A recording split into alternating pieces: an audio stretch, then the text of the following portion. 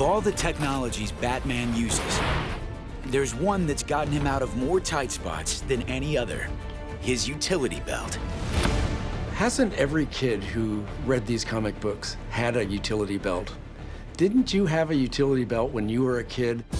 Batman's gadget-packed wonder is not unlike kits used by counterintelligence crime fighters, though Batman's belt is more compact. Batman used the technology that was available to him at the time. Our traveling technical officers do the same thing. They carry a small kit with commercially available items. The kit even contains lock-picking devices, just like Batman's, but ours requires special membership and ID. Over the years, Batman's utility belt has contained scores of gadgets, some of them more far-fetched than others. I always thought the rebreather was very cool. A rebreather is something that you sort of fit in your mouth and allows you to breathe underwater for a short period of time, longer than you could by holding your breath. But many of Batman's gadgets are based in real technology.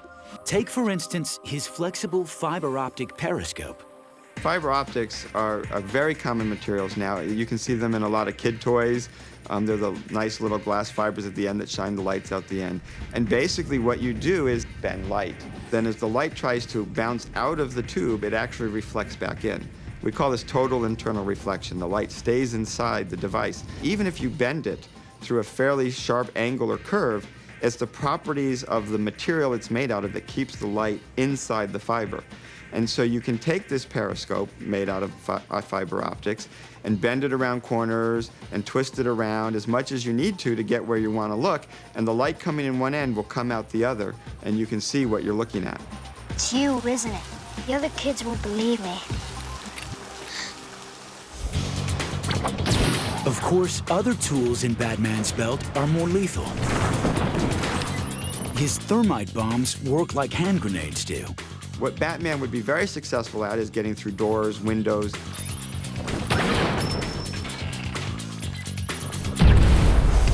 A more unusual weapon is Batman's signature Batarang, the Dark Knight's version of a boomerang.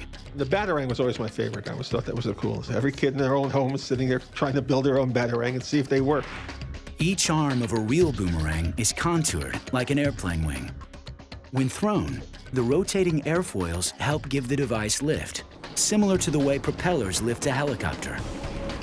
A boomerang circles back to its launching point due to gyroscopic precession, a phenomenon that causes a spinning object to maintain its axis and direction as it rotates. Some of Batman's Batarangs have similar aerodynamics, but others, outfitted with cumbersome items like flashbulbs, cameras, police whistles, and bombs, might have more trouble getting off the ground. In Batman Begins, the Batarang was entirely reconceptualized as a martial arts-style throwing star.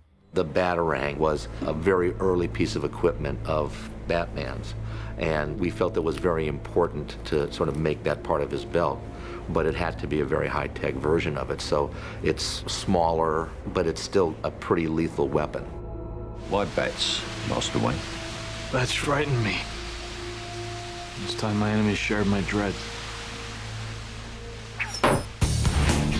But the most famous use of the Batarang in the comics is as a grappling tool, a device that has now evolved into a grappling gun.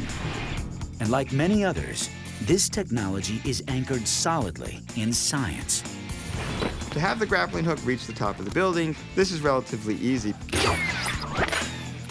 You're not looking at, I think, anything more powerful than some very simple spring-loaded guns, air guns, compressor things that you could easily imagine in the size of the handgun. Batman's grappling system also packs enough power to lift the Dark Knight off the ground and into the air in mere seconds. That much liftoff would take a powerful motorized mechanism, one that factors in both Batman's weight and speed of travel.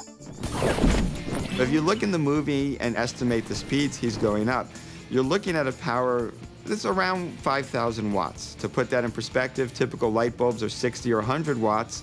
So you're talking, maybe 50 times the power in a standard light bulb. That might sound like a lot, but it's not too bad. You can actually generate that power. And in fact, people have made devices that can pull people up. One of those devices is the Atlas-powered rope ascender, used by the U.S. Army. The Atlas is really similar in a lot of ways to what Batman's using right out of the comic book or the movies. The system is designed to pull a very large load up a rope extremely quickly. It's great for rapid escape, search and rescue, all sorts of things that Batman's actually doing.